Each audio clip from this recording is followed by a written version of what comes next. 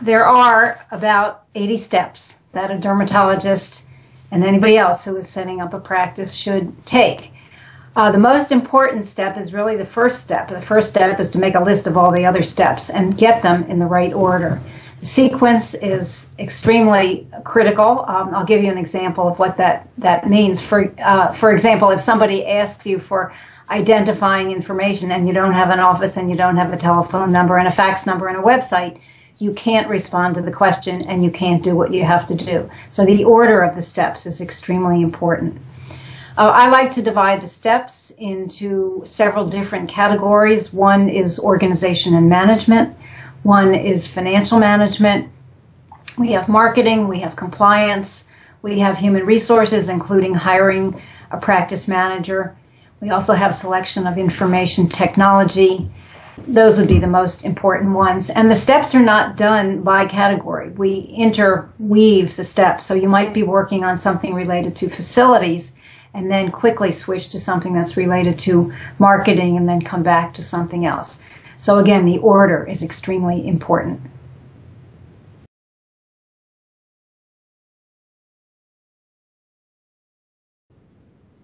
In my experience, the most important question that a physician setting up a practice should ask him or herself is, what is going to be my own role in the management of the practice?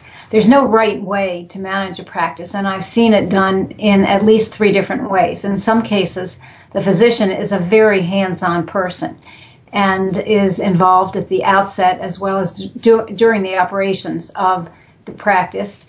In other cases, the physician is very involved at the outset and then hires a practice manager and delegates to that practice manager, who hopefully has experience in other settings, delegates, and then the physician backs off a little bit. In the third example, which I actually think is the better way to do it, it's a shared responsibility. So the physician is very involved at the outset, hires a competent practice manager, and the two of them share the responsibilities. One other factor that needs to be taken into consideration here is the number of physicians who set up the practice. If there's more than one physician setting up the practice, the division of responsibilities between them needs to be very clear between the physicians, and it also needs to be very clear to the staff.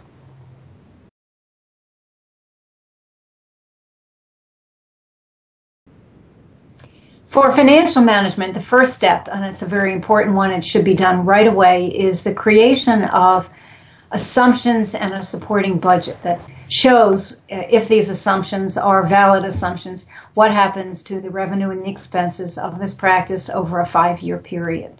So I strongly urge every practice to start with that. If the financials that you prepare at the beginning, that budget at the beginning, is such that setting up the practice is financially viable and the owner wishes to go forward, then along the way during the startup process you would have managed care contract negotiations, assuming that the physician is participating in one or more managed care contract networks.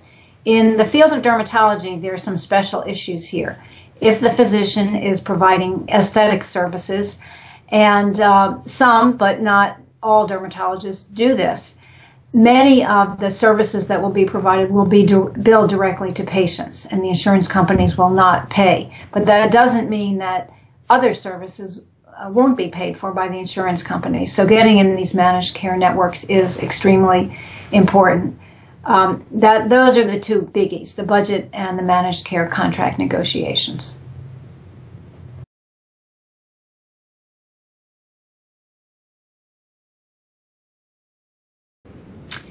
The staff that all new practices needs to help get things put into place includes an attorney, it includes a CPA, it includes includes an external consultant.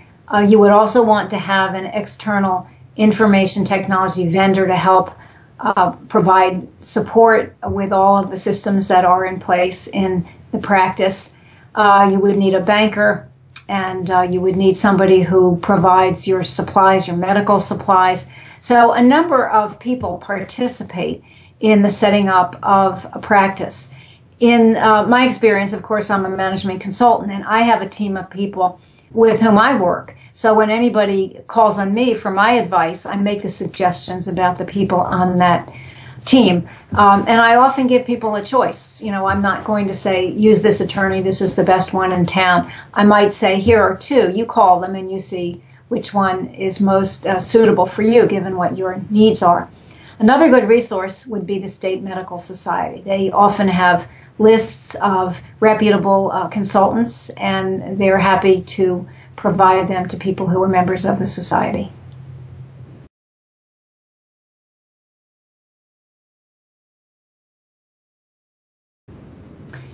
It's an interesting question because quality of care was around long before everybody was so dependent on computers. And I think that the real issue is, in your particular specialty, what is quality of care? What is it that you're trying to measure?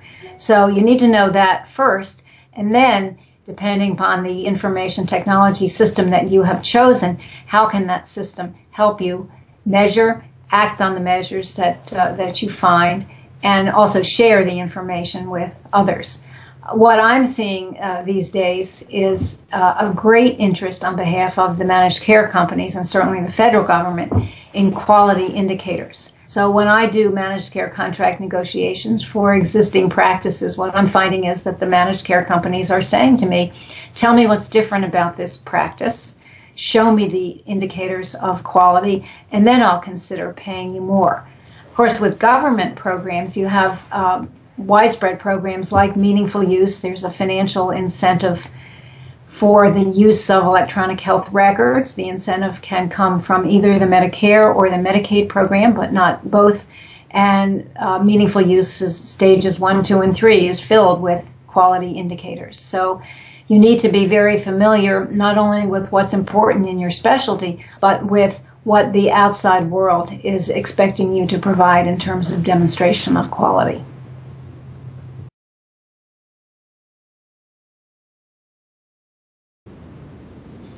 I just mentioned one of them. One of them, of course, is Meaningful Use. Another one is ePrescribe.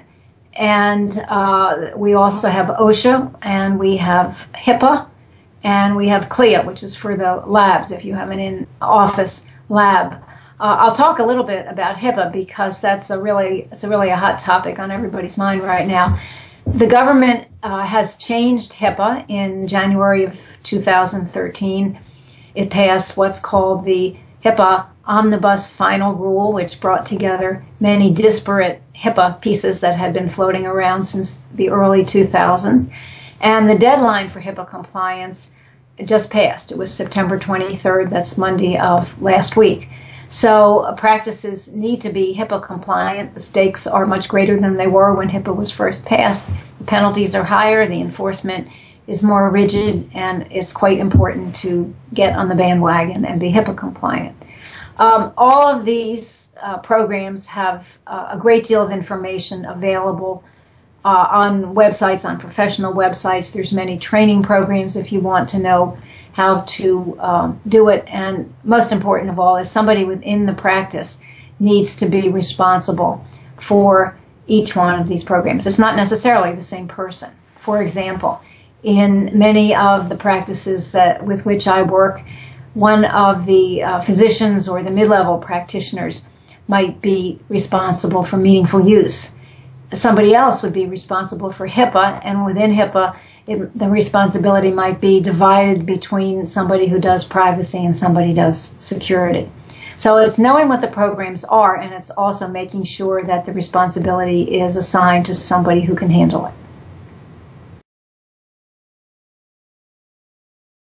So the most important steps in setting up a practice are to know what the steps are and to know exactly what the order is. As I've already explained, there's so many things that need to be done. There are a lot of details, and it can be very overwhelming for a physician to all of a sudden be doing something other than practicing medicine and feel simply overwhelmed by all the details. So keeping the order and the organization is really critical. I would also say being realistic about the time it takes to set up a practice is important. I've done some in 4 months, but they really take 9 months. and it's best not to try to cut corners. Some of the pieces that are unpredictable and that can take a very long time are actually a bank loan if you need one. A second piece that can be longer than what you anticipate has to do with the lease of the building. Unless you're owning your own building, if you're renting space, sometimes the finding of the space and the lease negotiation can drag out, and you really can't do anything until that is in place. The third issue that's fairly unpredictable in most states is managed care contracting. You may be ready to go. You may have all your material ready for a managed care company, but they take their time, and their internal process really varies depending on the plan. So if you intend to open your office next month, I wouldn't count on having that managed care in place on the day you intend to open your office. It doesn't usually come out like that for reasons that have nothing to do with anything you do on your side. It really has to do with the processes within the managed care companies. So that's what I would say is important, the order of the steps and being very realistic about the timetable.